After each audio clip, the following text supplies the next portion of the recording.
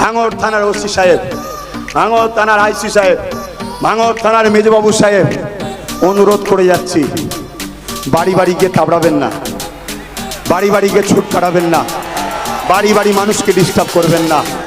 আপনি কি ভাবছেন, আপনি কি ভাবছেন আপনাদেরকে ভালোবাসি, চুপ আছি, আপনি নিরীহ ভারতীয়গুলোকে জ্বালাবেন?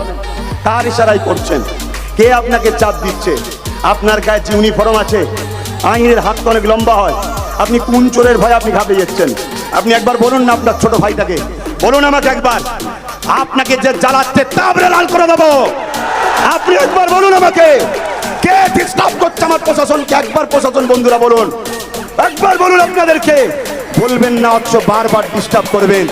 আজকেই জনসমুদ্র থেকে বলে গেলাম, আগামী দিন যদি এই ভাঙড় বিধানসভায় কোনো ছেলের রক্ত ঝরে এবং কোনো ছেলেকে দিয়ে অ্যারেস্ট করা হয়, মাফ করবেন,